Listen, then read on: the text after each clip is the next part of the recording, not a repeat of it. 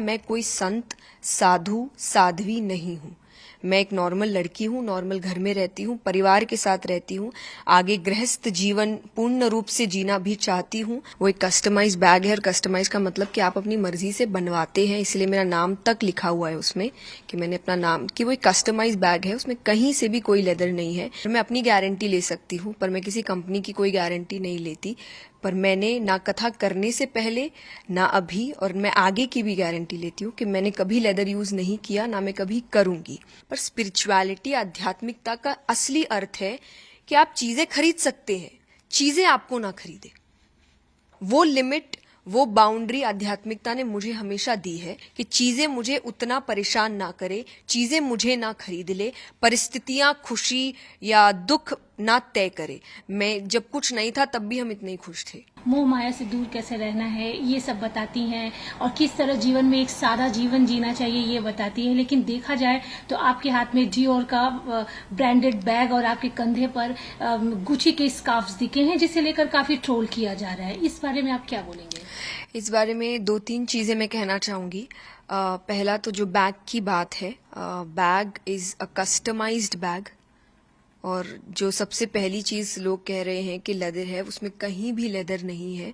वो एक customise bag है और कस्टमाइज का मतलब कि आप अपनी मर्जी से बनवाते हैं, इसलिए मेरा नाम तक लिखा हुआ है उसमें कि मैंने अपना नाम कि वो एक कस्टमाइज बैग है, उसमें कहीं से भी कोई लेदर नहीं है। और मैं अपनी गारंटी ले सकती हूँ पर मैं किसी कंपनी की कोई गारंटी नहीं लेती। पर मैंने ना कथा करने से पहले ना अभी और मैं आगे की भी गारंटी लेती हूँ कि मैंने कभी लेदर यूज नहीं किया, ना मैं कभी करूंगी। तो पहली ये चीज। दूसरी, आप ने जो बात कही कि मोह माया से दूर, तो जो सच में जिन्होंने मेरी कथा अटेंड की होगी, जिन्होंने कथा सुनी होगी, उनको अच्छे से पता है कि मैं ये बात कभी नहीं कहती।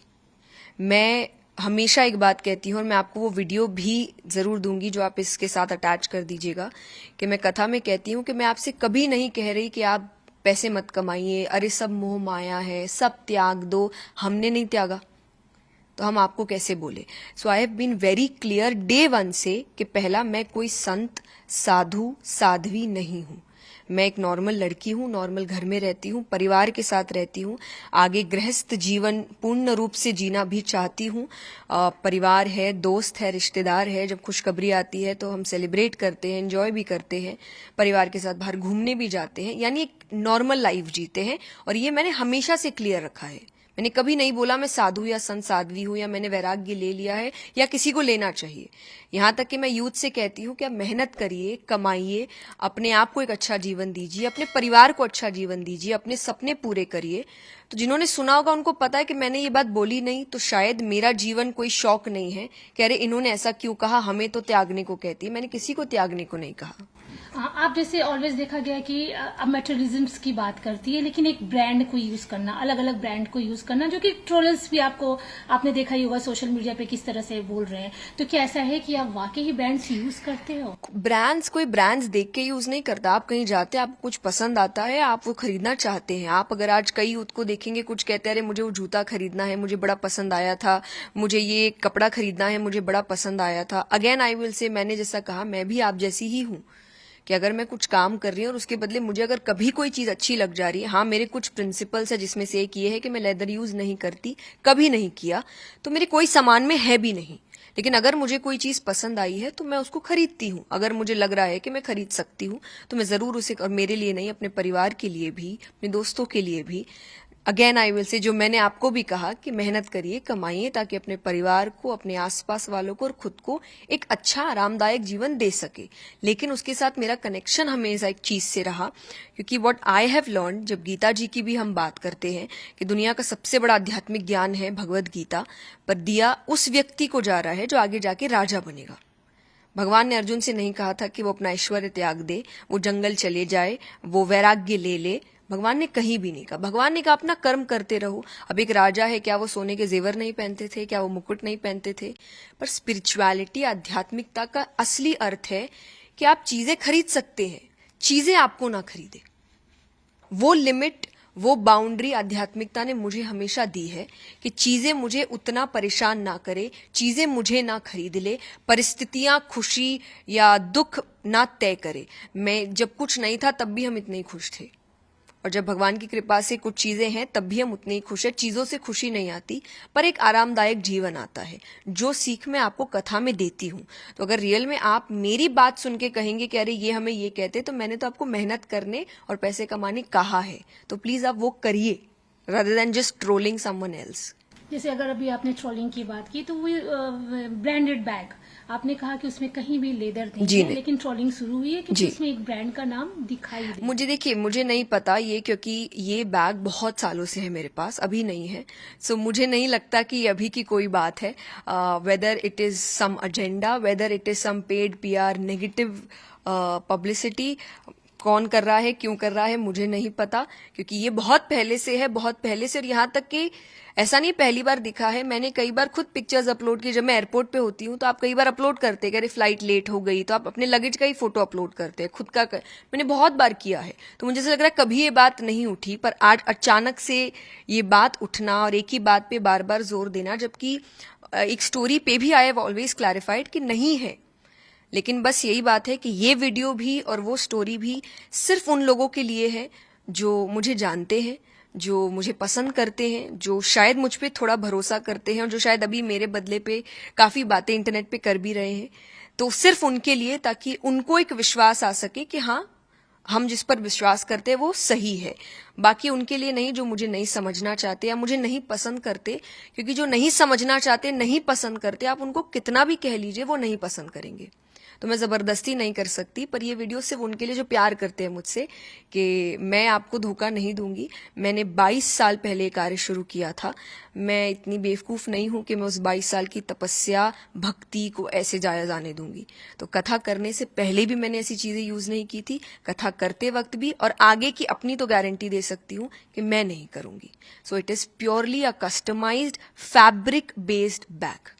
बस अब धन की बात तो मैंने जब क्लियर कर ही दिया है कि मैं साध्वी, संत, साधु नहीं हूं, तो आप क्यों मुझे उस पेडेस्टल पे बैठाएंगे कि अरे आप तो संत हैं। आप, मैं नहीं हूं संत, मैं आप जैसी बच्ची हूं, जैसे आपके घर के बच्चे हैं, बिल्कुल वैसी हूं, परिवार के साथ रहती हूं। So I think it's high time, और ये मैंने बहुत इंटरव्यूज में कंटिन्यूसली बोला है। तो जिनको समझना होगा वो समझ जाएंगे, और नहीं तो आप कितनों को बार बार सफाई देंगे। आपने कहा कि मंशा के तहत कोई टारगेट कर रहा है, इशारा क्या आपका किसी की तरफ है? कोई इशारा मुझे नहीं, क्योंकि मुझे ये बात इसलिए लग रही है क्योंकि अचानक कैसे जो चीज मेरे पास इतने समय से है, जो चीज सबको दिख रही है, लेकिन अचानक से उस चीज के ऊपर बात उठाना और क्लैरिफाई करने के बाद भी करते रहना, और ऐसे ऐसे पेजेस का इसको अपलोड करना जिनका शायद बहुत समय से, हमेशा से जो सनातनी है वो टारगेट में रहे हैं। बिकॉज जब हमने उनके पेजेस को सर्च किया, जो हमारी सोशल मीडिया एजेंसी है वो सर्च कर रही है, तो बैक टू बैक देख रहे हैं कि जब भी कोई सनातनी कोई अच्छा कार्य करने का कोशिश करता है, वो उन्हीं को टारगेट करते हैं।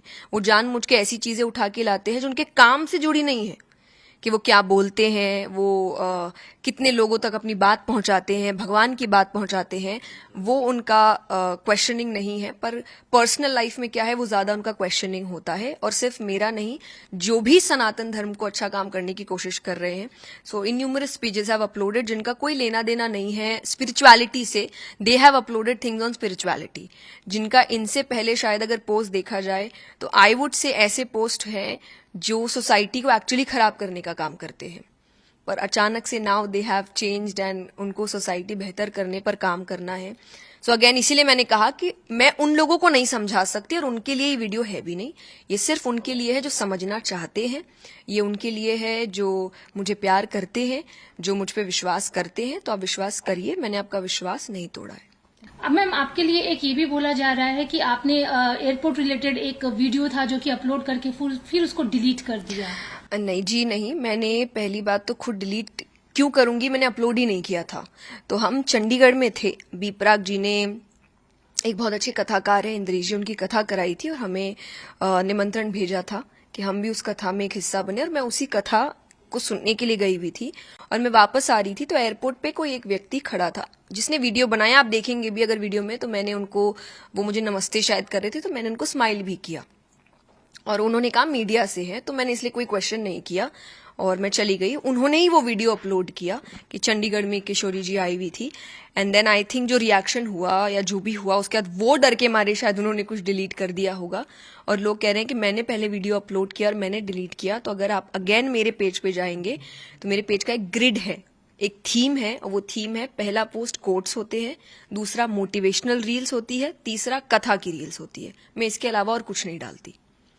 तो मैं ऐसी चीज कभी नहीं डालती, जो मैंने डाला नहीं मैं वो डिलीट क्यों करूंगी। तो आप अगर ये भी सोच रहे हैं कि ठीक है हम आपकी सारी बात मान जाते हैं लेकिन आपने डिलीट क्यों किया, तो ये मैंने वो वीडियो कभी अपलोड नहीं किया। आई डोंट नो वो कौन सा मीडिया हाउस है जो उस दिन एयरपोर्ट पे था, पर एक ही व्यक्ति था जिसने वो वीडियो बनाया था ये कह करके हम मीडिया से है। तो उन्होंने ही डाला और उन्होंने ही अपलोड किया, नहीं किया, डिलीट किया, आई हैव जीरो आइडिया, पर मैंने नहीं किया।